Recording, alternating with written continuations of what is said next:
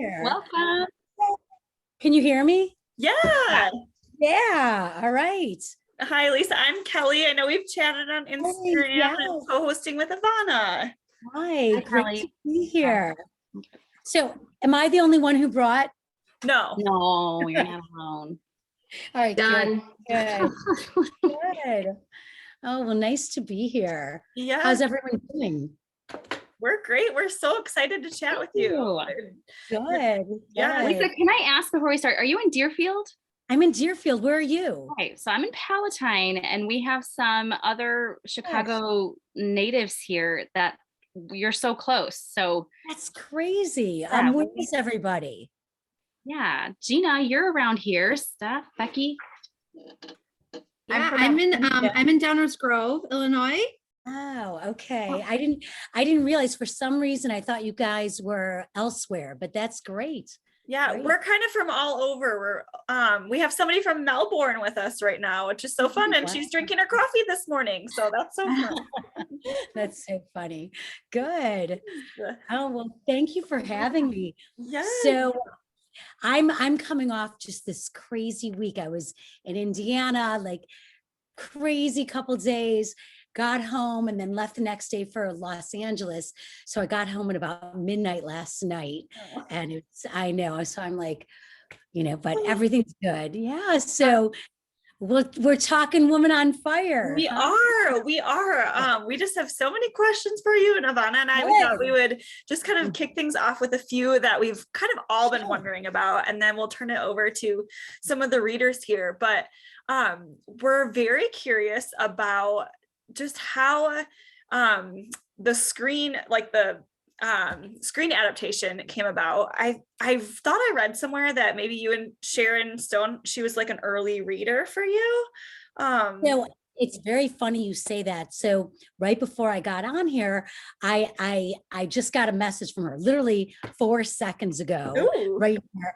And I guess her book became a #1 bestseller, and she's so excited. And I just said to her, how amazing is it that you're so recognized for your film work, and to have that moment where your writing is recognized. And she said, I've just been celebrating all day in shock. So, there's just something about that.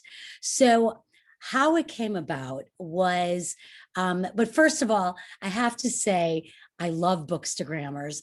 All my writer friends, we love you guys.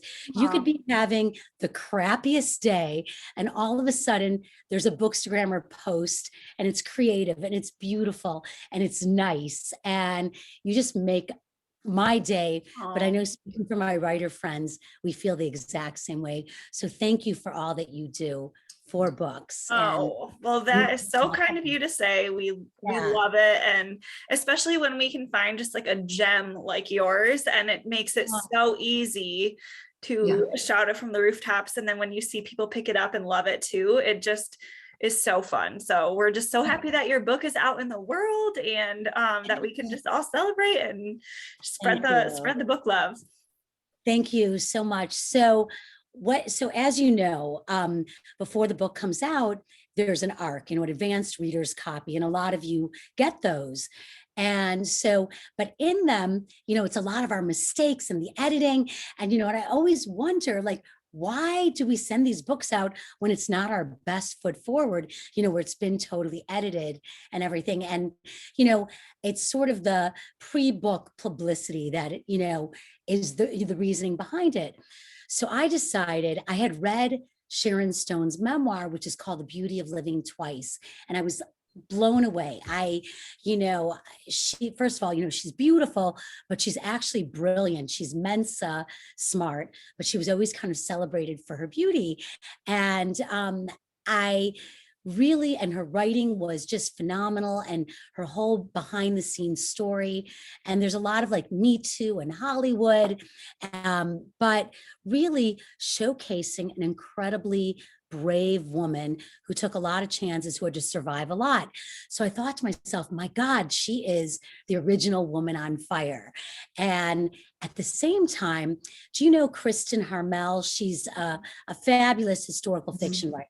So Kristen wrote a blurb for Woman on Fire. And the last line of the blurb was, Woman on Fire is Woman in Gold meets Spotlight meets Basic Instinct, which is Sharon Stone's, major movie. And so I thought, oh my God, this and this, what the heck? I am just going to go outside of the box, take my arc and send it to her. So it wasn't even a book yet. And so I found out where her business manager, the address, and I sent it to her. And I thought, you know what, whatever happens, I did it. It's going to be trashed. Who knows? So I'm watching Netflix with my husband and we're on the couch. And all of a sudden I pick up my phone. I'm like, oh my God, it's a text from Sharon Stone.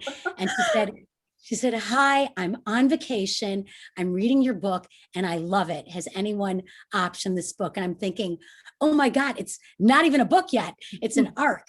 And so of course I did a happy dance on top of my couch. And I was like screaming Tarzan style. And very quickly after that, so this was November of this year. And literally on December 23rd, we signed a deal. And, but I had to hold it until we announced it. And so it wasn't announced for 3 months, right before my book launch. And so I had no idea when it was going to be announced. And I was on a plane and my husband and I were separated on the plane because we had our dog, too much information, but I'm sitting there next to this young woman and the plane lands and all of a sudden I'm flooded with texts from all my writer friends. Oh my God, congratulations. And I'm literally let out a primal scream on the plane. So everybody on the plane is in on this. The woman next to me, Jessica, who I just met, I'm bawling in her blouse, mascara down her blouse. And I'm like, Jessica, you don't understand. And so, it all sort of happened. And she actually is very lovely. Sharon Stone, very generous and nice and kind, and has been a big cheerleader. So it's been kind of fun, so we'll see what happens. And it's starting to move forward in different areas of the film process right now. So that's the story. Crazy. So not only did you have a book launch, like the movie and book launch kind of all came at the same time. They did. And it was exciting, crazy. I mean, I'm not an overnight sensation. I have been writing. I've been a journalist for 30 years. I was a reporter in the Middle East for 7 years.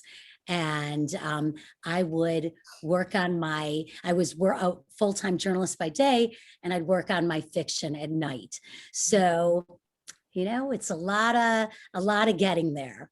Yeah, that's incredible. Well, we were talking just as a group about how cinematic this story reads. Just right from the opening scene, you're sucked in and you can just picture everything playing out in front of your mind. And, what's the relationship between, Jules and Margot gives her this kiss on the cheek, but it seems manipulative. And what's Adam doing? And where is Jules going? All of these things, you can just see them playing out in this beautiful Miami Versace setting. And so when I heard that it was going to be optioned for a movie, I'm like, well, that makes perfect sense. So it just was stunning the way that you started it off. So yeah. Ivana, do you have anything to add to that? I was just going to say, if you wouldn't mind telling us just a little bit about your previous writing experience, just because you have so much of it.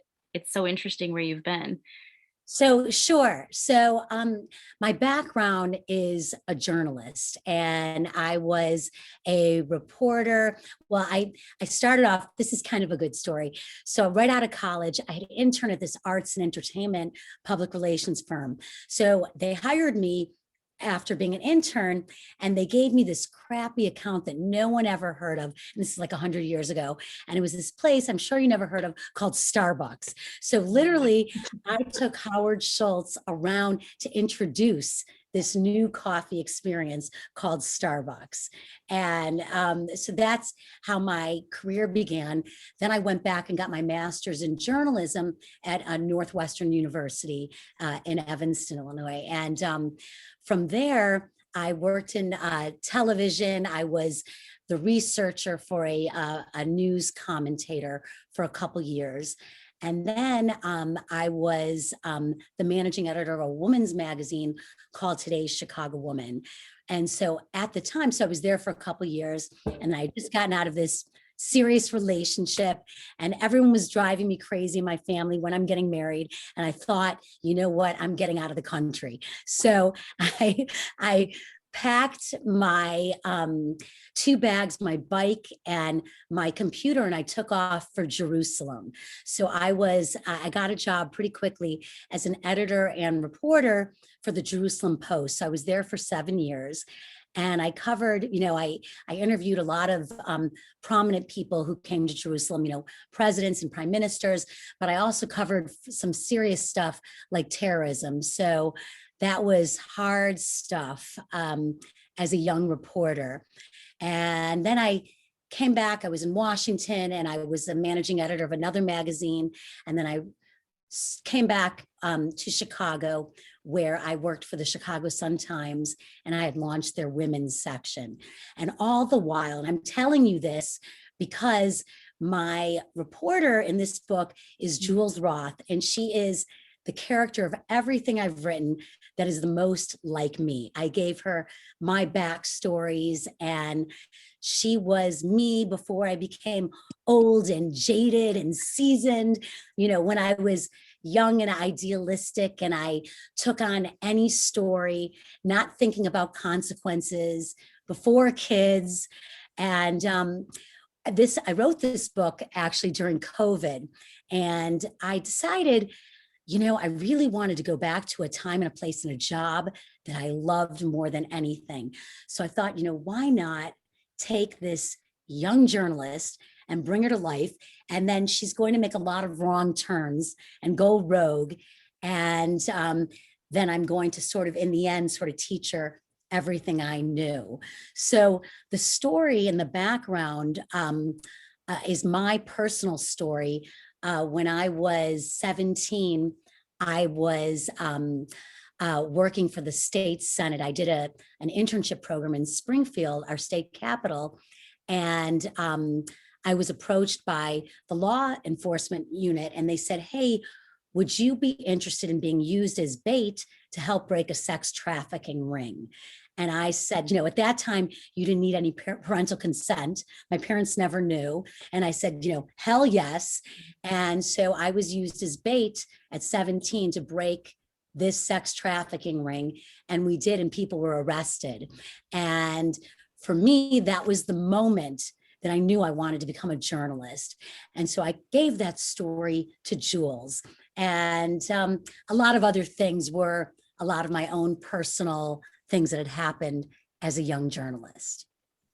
Wow. In the book. Yeah. Wow. Incredible. Yeah. Story. And I will say though, I see you now on Bookstagram or Instagram with your daughter who had a birthday, and you just seem like you were at the same age. So Please believe that.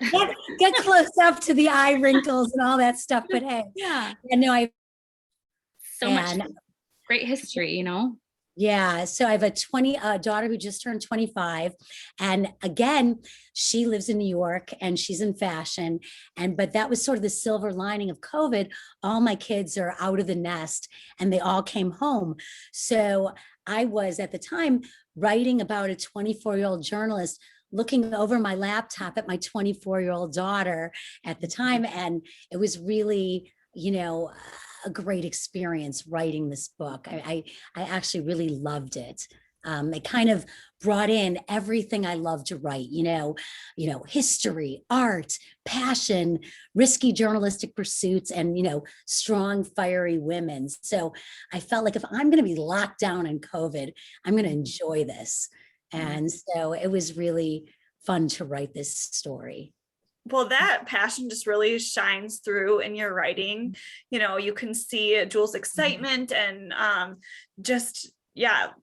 zest for journalism and art and all those things. So that really came through, and that's so fun knowing that it came just from your heart. So I love that.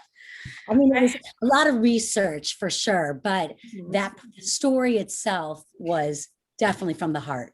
Yeah. Definitely. Well, I have so many questions, but I want to open it up to everybody else just to spread the love here. But Sherry, would you mind kicking us off with your question? Sure. Hi, Lisa. Loved your Hi, book. Sharon. Couldn't put it down. Thank you.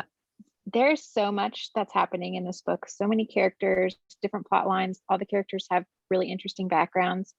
I was just curious, when you sent the first draft to your publisher, to your editor, did they find any like gaping holes or like, oh, this plot line isn't working? And did you have to do any heavy lifting on the revision, or did you write this like your first pass? Like, well, here's my book. Oh my God. Everything just worked out. Okay, so Sherry, you're getting me right where it hurts right now. So I would say overall, everything that I wrote passed go. But in Jules's backstory, I had, if you remember, has everyone read the book? Because I don't want to give any spoilers. Is that okay? So in the original version, in the beginning, Jules had a scene with that editor where it was a sexual scene, if you remember, where she had just the story about Anonymous Girl, and they were winning an award. And so she went back to the hotel and she was with this guy. In my original version, it was much more of a very dark Me Too moment that took place. And so that moment impacted the rest of the book as it went on. And my editor, when we had sort of my meeting with the editor and the agent and then the junior editor, and she said, we love it, but you're not going to like this. We want to take out that part of the story. And I was like, you know, because it really was important to me. And me personally having had this Me Too experience, and I really felt like I wrote it very passionately in this book and gave it to Jules. And a lot of the turns she made and the way she dealt with people really was impacted by this. And they wanted to take it out. And I had a hard time with that in the beginning. So my husband and I, we went for a walk, and I'm like, they want to take this out, you know, where do I go with this? And so we kind of worked it out, and it was a little bit tapered down with what had happened. And when I brought them that, they were willing to go with it. But that one change, really the one change, it was about 3 months of an edit because it thread all the way through the novel. In the end, my editor was right. This was what needed to happen. It's a book about stolen art. And if it had gone the other direction, it would have been much more of a Me Too story. And it wouldn't have been the focus that it needed to be in the book. So, you know, I always say, you know, when the author and the book are so intimate, it's really hard to break away and sort of see it clearly. So if you have a good editor, which I do, you have to trust her or him or them, you know, and that was the situation. But in the end, I was really happy with how it came out. But great question. Yeah, thank you. And yeah, Becky, one of our readers too, that's a good point. You know, I don't know if you can speak to that, because I think that's such an interesting thing. Sure. I had just put in the comments that even though they made you delete that, I really got the sense of Jules' Me Too moment. Like it felt like it was woven through the story expertly. I mean, I totally got the sense of where she was and what had happened to her and all that. So don't feel like the story was diminished at all, because I think we all got what you were trying to do. Okay, thank you. I appreciate that. I sort of wanted to take it, and I don't know if any of you have been in that situation where you work very closely with someone and feelings develop, whatever it is, you know. And so that was where it evolved was more of a crush with this, you know, investigative journalist, and then it turned into that.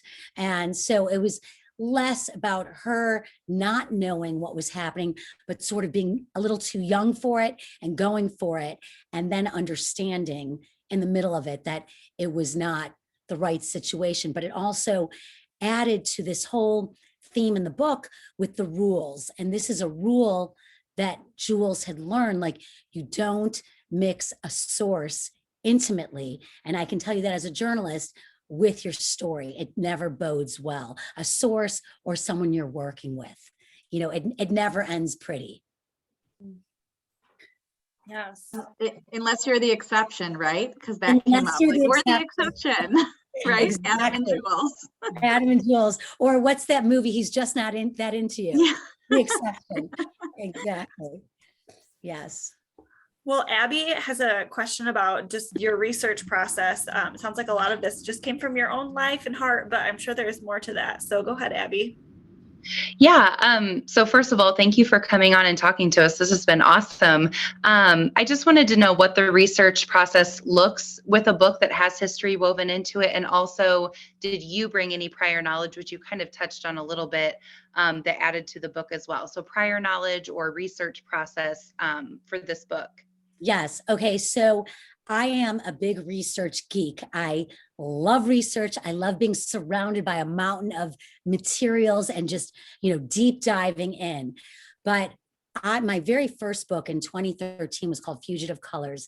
And it's also stolen art, but from the perspective of the artists. So and taking place during World War II. So before I allowed myself pen to paper, I researched stolen art for 4 years, 4 full years. I went to Europe. I did back-to-back interviews. It was no stone left unturned. And I think if you're a journalist by training, hi, Kat, background. And if you're a journalist by training, it's a blessing and a curse. So a lot of my friends who write historical fiction, they might have 5 or 6 sources and say, good to go. But when you're a journalist, you're really hardcore trained. I'm no less than 20 sources to supplement or say, okay, this is fact. And especially when you're dealing with World War II, and especially when you're dealing with Holocaust stuff, you can't get it wrong. Because I will tell you, there's always some reader who will say, I was there. That did not happen that way. So when I finished my first book, Fugitive Colors, I actually sent it to the US Holocaust Museum and they vetted it. And so that everything that I wrote, every word or, you know, or anything that was fact, historical, Holocaust, stolen art related was checked.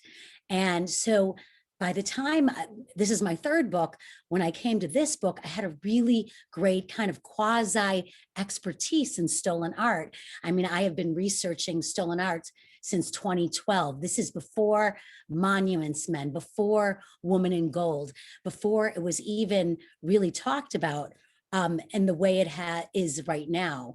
But although it was a story that I wrote from the heart, there was a lot of research that went in it. Many of the characters, all the art, all the things that feel real in this book are real.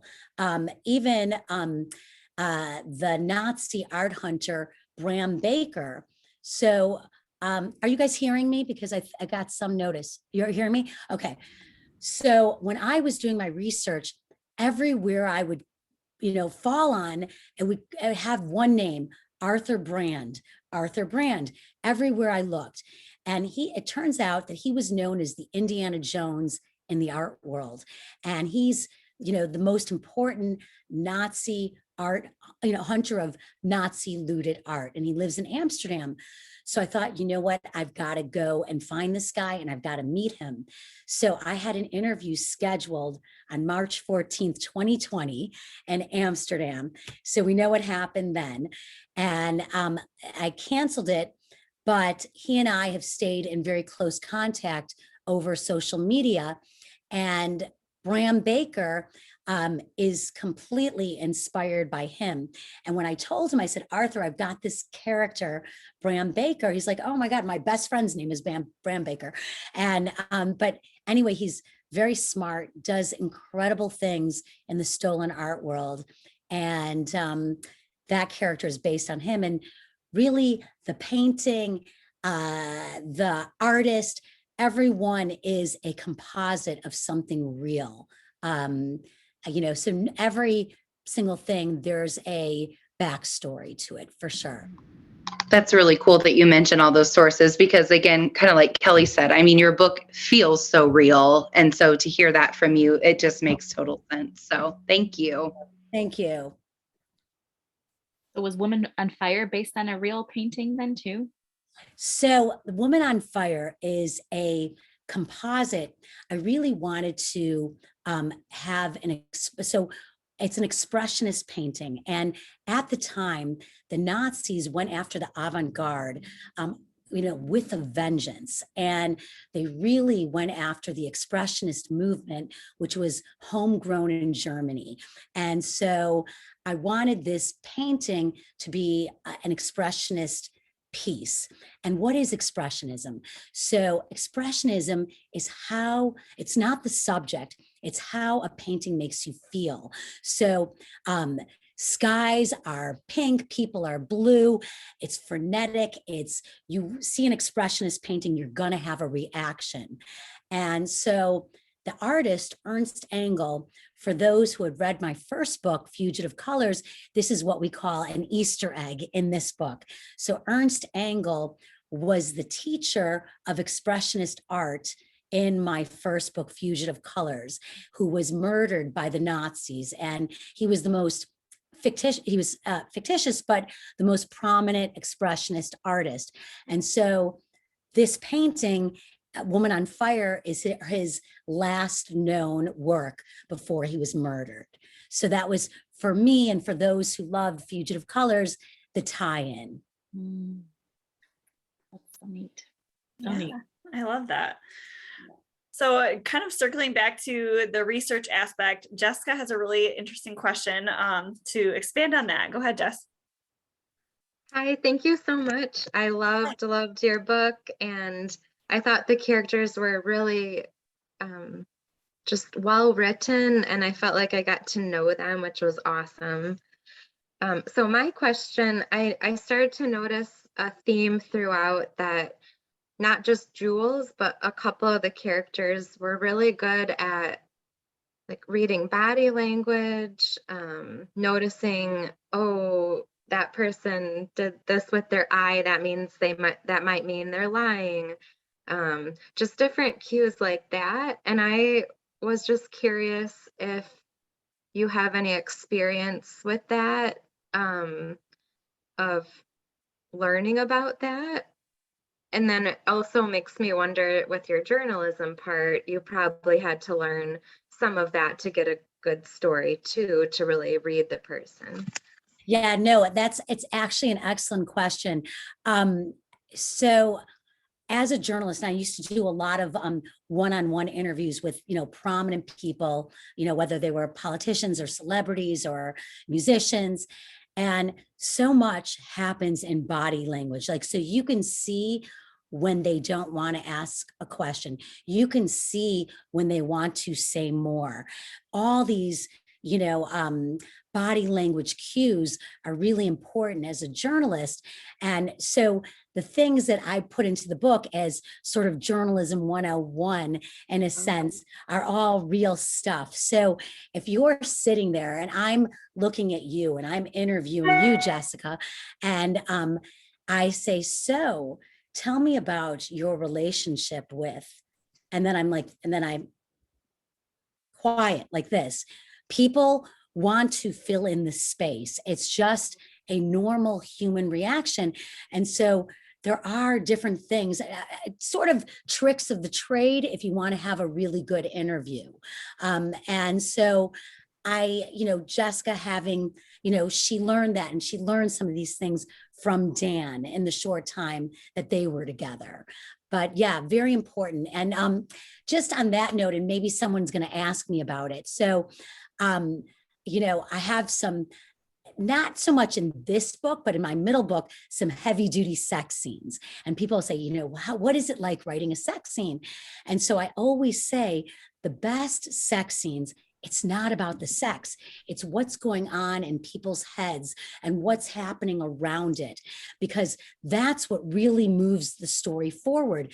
Sex scenes are your characters at their most vulnerable point.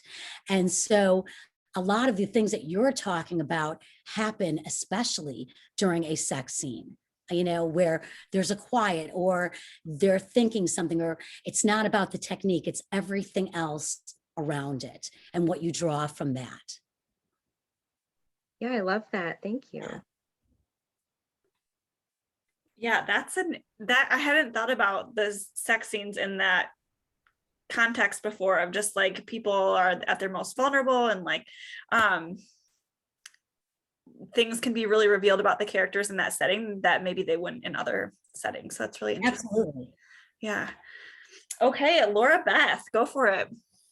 Hey, sorry, I'm in a car. My daughter she's playing beach volleyball, so I'm kind of hiding out for a second. I hear you. I hear you. Well, thanks so much for a book for everybody. There's something for everyone in this, and I think that's why they're so successful. My question, though, is I really loved Ellis as a character. He was so heartfelt. He was so genuine. He had so much richness to him, and thanks to you. But I was so heartbroken when, for a lack of a better word, he pimped out his boyfriend to his awful, evil ex-lover. So why did you choose to make that decision? Was that essential? I mean, did he really discover something that was going to help the plot along, or did you just want to give him a flaw? What was your thought process? I feel like here was a man who hid his sexuality his whole life, and even in the field of fashion, where it's probably even more open than any other field. But I loved writing Ellis too. And just a little bit about Ellis, he was, for me, you know, you look at, say, Ralph Lauren. Who is Ralph Lauren? And he creates this Americana, this dreamlike image of what we want, and, you know, our hair flowing in the wind and the clothes. But who is Ralph Lauren? His real name is Ralph Lifshitz from the Bronx. Okay, that's his backstory.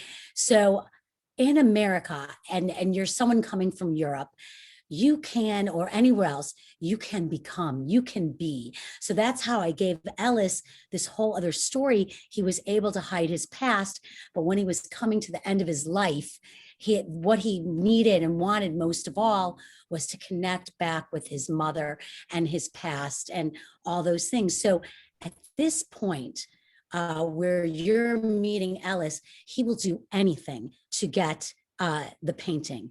And so his love, Henry, had in the past a relationship with Griffin Freund, who happened to be very close with Margot de Laurent, you know, where they, and knowing that Griffin was sort of a crooked art dealer, and that he felt if Henry, who was with Griffin in the past, and it nearly destroyed his relationship with Ellis, but maybe, just maybe, he can get information about the painting.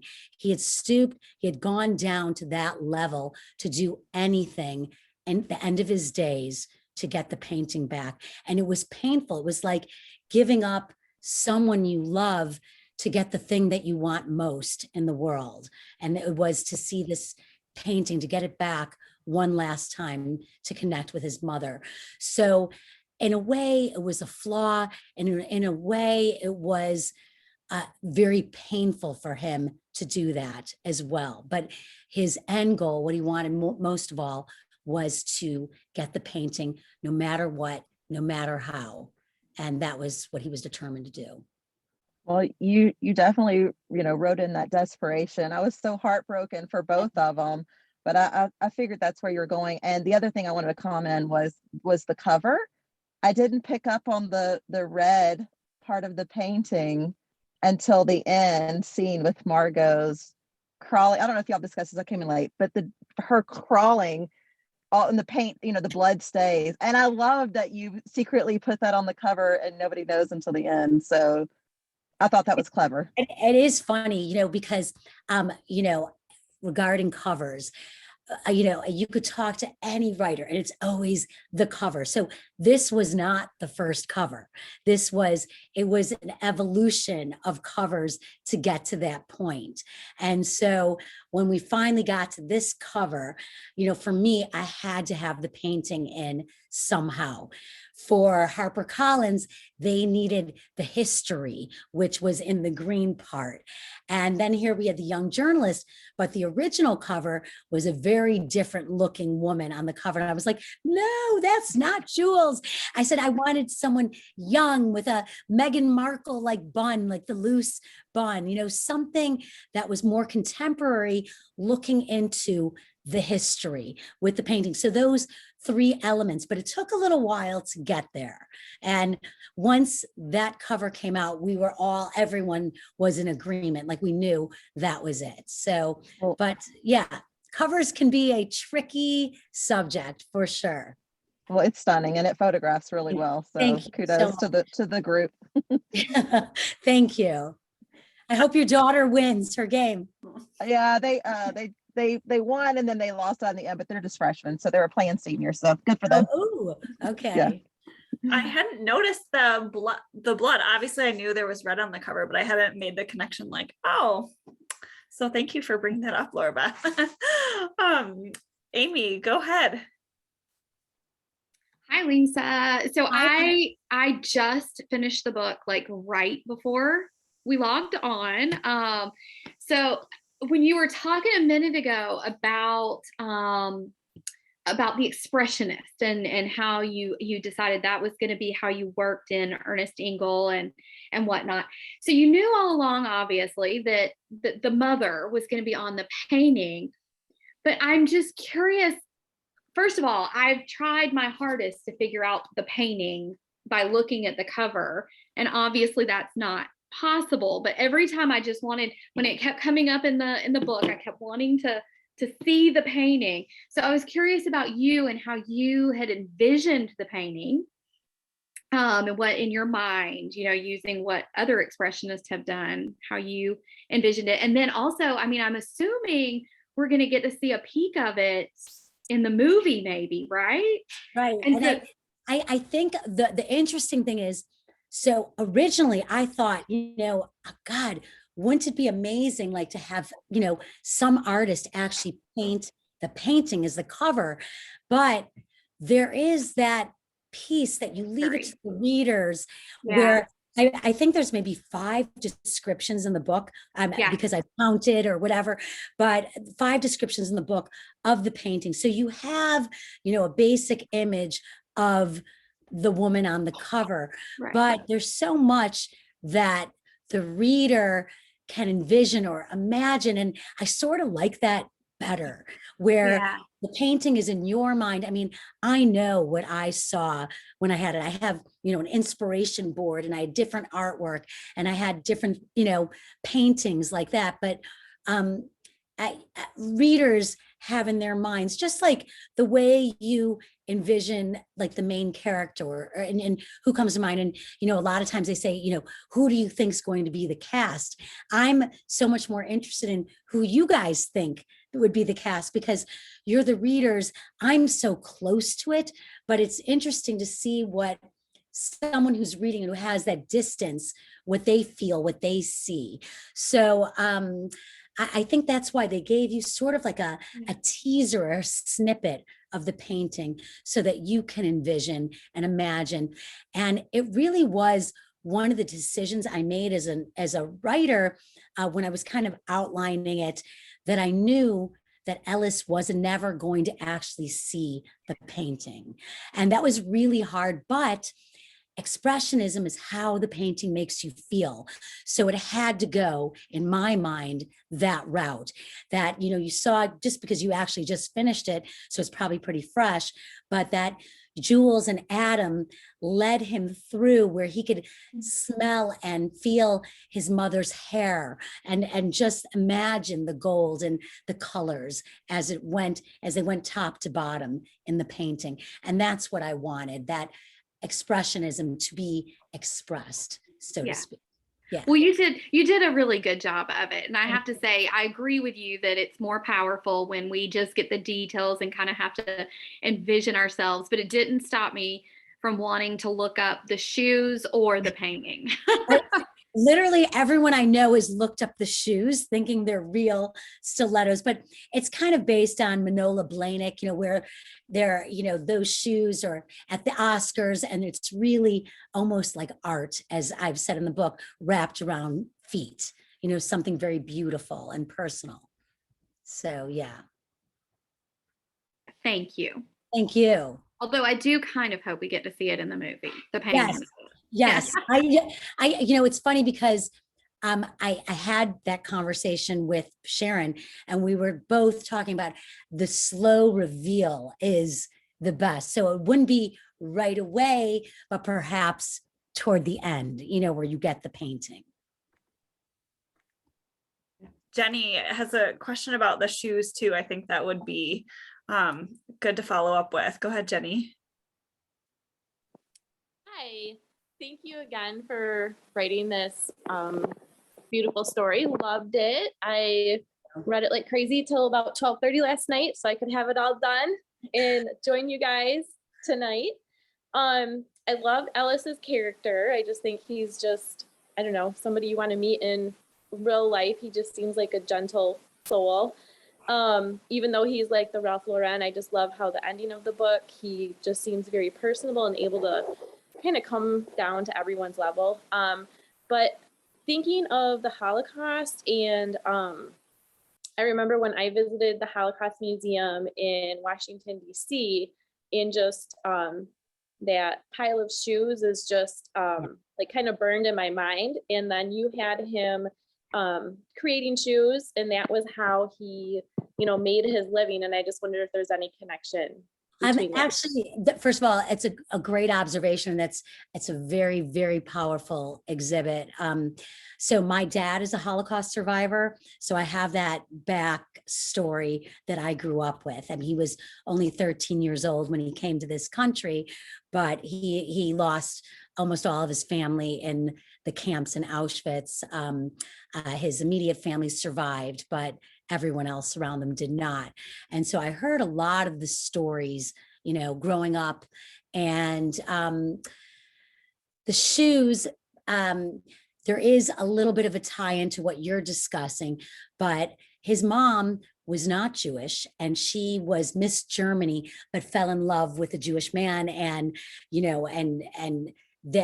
thus considered Jewish under the Nazi, who's considered a Jew and all of that. And so given that she was, as I said, Miss Germany, I wanted to create something that was fashion oriented, but that would, sort of burn through Ellis's mind.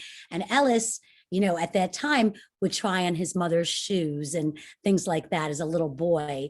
And when they had her doing the walk of shame, it was until she could no longer stand in the shoes. And so that is probably his ode to his mother. And there is that tie-in for sure. Yeah. Thank you so much. And any ideas who Ellis might be in the movie? In my mind, who I sort of envision, I don't know if you ever saw Game of Thrones, but Charles Dance, the father, very elegant, very, he was also in the movie Out of Africa, if you saw him in that years ago, but just very regal and elegant. Someone like that in their, late 80s, but are still very powerful and strong looking. And yeah. How about you? Did you have an image in your head? I don't right now. I'm just curious. He was just one of my favorite characters in there. Yeah. To be honest, my favorite character to write was Margot, hands down. I mean, she was evil, but ask any author. We love writing our, dark characters for sure. Thank you. Yeah. In our discussion, we were talking about Margot's character and how dynamic she was, and also how you did such a good job of creating sympathy for her. Like we could like, yes, we disliked her and she was a maniac, but also she had this traumatic childhood. And yeah, I think that's, Sherry mentioned, like, that's a really hard line to walk. And I think we all appreciated how well you did that. I think you hit it on the nose because, it's very, easy, or I shouldn't say easy, but I'm just going to say easy to write a predictable two-dimensional evil character. But when you have a character who had a lot of pain as a child, she was alone, she was neglected, she was rejected, she had to raise herself. She had these two parents who were like teenagers. And Margot is a very dark character, but her soft spot is for her grandfather, the only person who ever really cared about her. And what did her grandfather care about was this painting. So in a sense, that was her soft spot as well. And I think, people always say, who was your main character? And, at first glance, it's Jules, but really it's Woman on Fire, the painting. She's the main character and everyone else revolves around her. This, in my mind, the way I wrote it. Mm-hmm. Yeah, I can see that. Yeah. Okay, Melissa, did you have a question you would like to ask?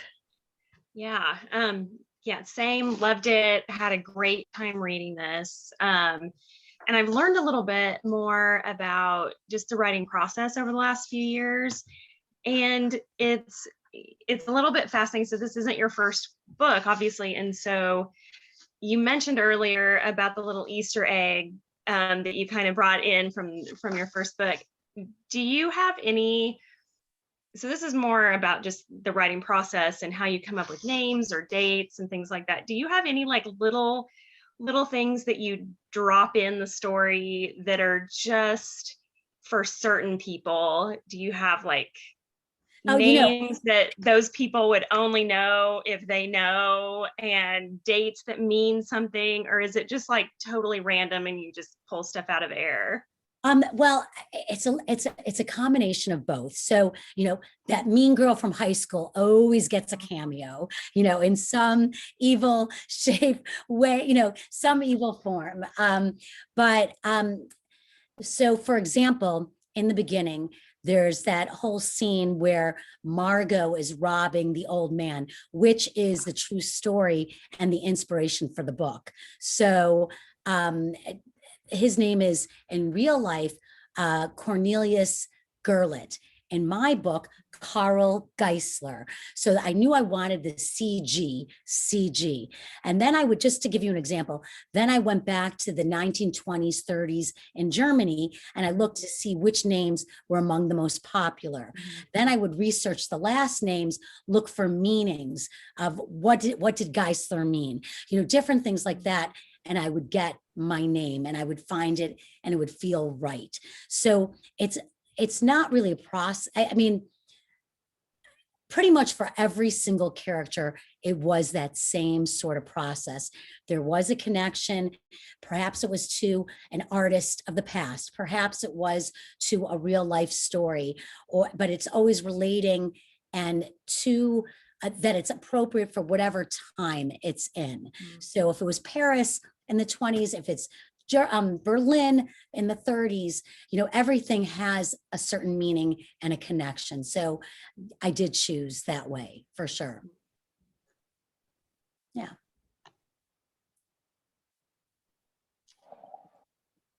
All right, Laura Beth.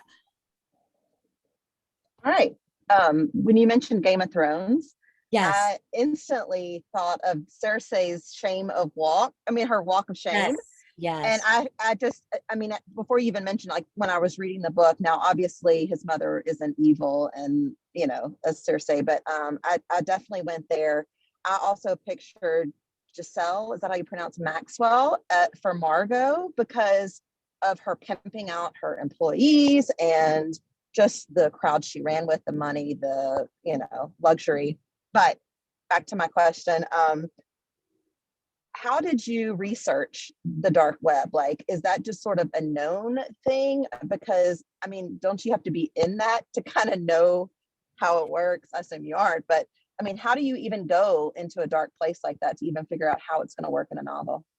Okay, so I want to address your first point because I don't even know if you realize how spot on you are. And you're probably the only person in any of my book groups who picked this up. But um, before I wrote this book, I was actually writing a book, fictional, and it's Ghislaine Maxwell. Okay. Oh, okay. Thank you. No, doesn't matter. The point is that I was working on that. And this is before Jeffrey Epstein was arrested. So I was working on this, and then Jeffrey Epstein was arrested, and then it was becoming front page news. And so I was already 150 pages into this book with a Ghislaine Maxwell type of character. And then we had to have a meeting, and we all said that by the time my book comes out, we don't know what's going to happen news-wise. And is this book going to feel dated or after the fact? So it was decided in that moment not to write the Ghislaine Maxwell book. And then I came up with Woman on Fire. Margot, everything of her past is Ghislaine Maxwell's past. She grew up in a 56-room mansion or estate in Oxford. She was, a lot of those same characters. So you hit it right on the nose for sure. So she was inspiration for Margot, 100%. And then I forgot your second part of the question. Sorry. Sorry. That was a fantastic explanation. Thank you. The second part, I was so into your discussion, I forgot what I even asked. The dark web. Oh, the dark web. The dark web. So I have done a lot of research and stories and have written and been fascinated with the dark web, because the dark web, 3 things that are the top most illegal aspects of the dark web are drugs, sex trafficking, and art. And it's pretty much equal with the amount of fraud and underworld stuff that happens in all 3 of those items. So I have been researching it for a very long time. I have worked with someone who was able to show me, going inside, how it looks and what happens in the dark web and what you need to do, and firewalls that can be broken, and all the little details about it. So I have heavily researched the dark web for sure. And it wasn't even so deeply touched on in this book. It was more of what they were going to do with the paintings, but the mechanics I really didn't get into as much. But yes, I've done a ton of dark web research. I think it's fascinating and frightening. And, especially before, now Bitcoin has gone mainstream, but before, Bitcoin was, not mainstream, and it was all dark web stuff. And that's how everything was paid for with Bitcoin. And now it has evolved into the mainstream. So this is already, at least 10 years ago. Fascinating. Thank you. Yeah, sure. Interesting. Well, we'll have one last question from Lily. Unmute myself. Good morning. Hi, Lisa. Good morning from Melbourne. Oh, I could tell you're the Melbourne person here. Nice to meet you. Likewise. My question's actually more writerly, and you probably get this all the time, but just as far as when you're writing, do you write more in a linear way, or is it more scenes that you sort of pull together? And also from a writing point of view, do you stick to a word count every day when you're writing? So and I'm sure you've heard this, being bookstagrammers and very much, in the book world, and probably have interviewed other authors, but we're sort of divided between plotters and pantsers. So you have the plotters who, everything's plotted out so that by the time they actually sit down to write, there's a flow. The book almost writes itself. The pantsers know what they're going to do, but then they sit down and you sort of let the characters make all the moves for you, and you write as you go. So I'm a hybrid. If you could see my kitchen table and my dining room table with the leaves out, it's covered. It's, note cards and sticky notes, very much like Jules. Everything really organized on 2 full tables. My family has to eat at the coffee table in front of the TV for, a couple weeks as I'm in my mad, crazy, writer mode. And so everything is laid out, and actually you can see it if you go to my Instagram and scroll, you'll see a picture of it. It's pretty crazy. And especially if you're writing history, certain things have to happen, at certain times in order for it to be true. Then I have everything written there, and then I don't even look at it. I go sit down and I start to write. So it's all written there, and then I sit down to write. Writers are known to either write like a really ugly first draft. I don't write ugly. I write very pretty, and like, I can't move to the next chapter till that chapter is in really great form, the chapter before it. So my first draft, by the time I finish it, is pretty clean and in very good shape. Some authors can spit out a book a year. That is not me. I'm slower, and especially research, it takes time. Excuse me. And so I don't try to rush it. I do have a word count, that I like to get down, but I'm very disciplined. I think having 3 daughters that when they were younger, they were all around the same age, I had to be disciplined. If they were watching a 20-minute video, I was writing. For my first book, I was nursing my eldest, typing the whole book one-handed, so you take time, steal time wherever you can. My girls are older now, so time is my own. But, my mom friends who have little kids, and especially during COVID, it was really tough to be a writer with young kids going through that. So my process, I wake up very early. I get up about 5:30 and have coffee, meditate a little bit, and I start to write around 6:30-ish and work. And I work through the day. So when I'm in writing mode, I'm 10 hours a day, 7 days a week. And I write in a cafe. I prefer it because when I'm home, there's laundry and there's the dog or someone needing something. So I have to get away and write. So that's in a nutshell, that's my process. Oh, I do have one quirk that a lot of my friends in the writer world make fun of me. So after I finish my first draft, I read my whole book aloud to my dog, the whole book. And I do this because a book is different in every form. So it reads one way on the laptop, you print it out and you read the pages and it feels a different way. But then when you read it aloud, you hear the book. So I could tell you that the word joyous is on page 27 and on 52, and I have to get rid of one of them.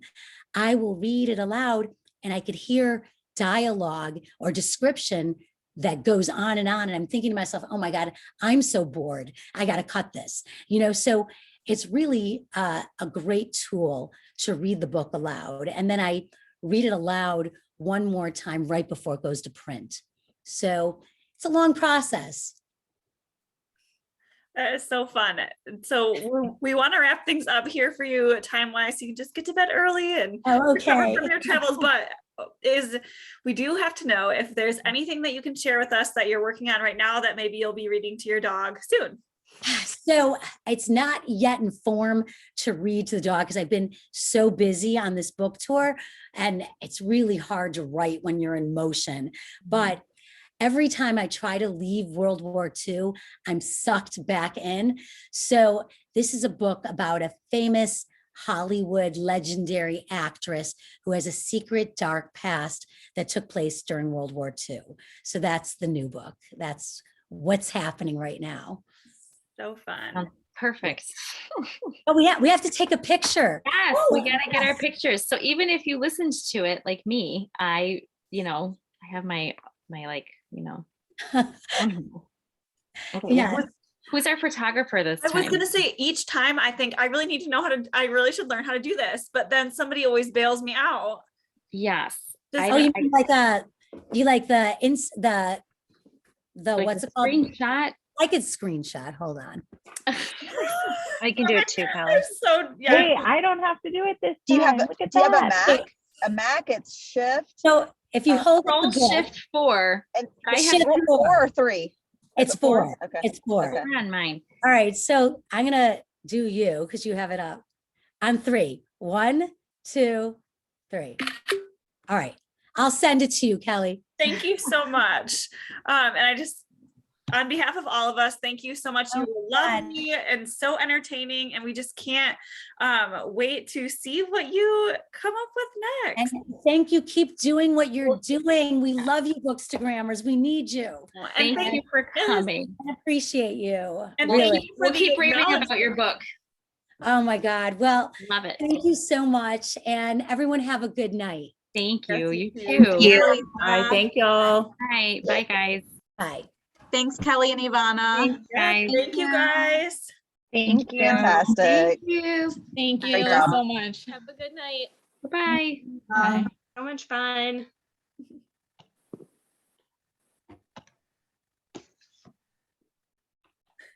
Bye, Mom. Your mom is so cute. She's adorable. Yeah. Oh my gosh. That was so good. Hold on, I gotta stop recording before I forget. There we go.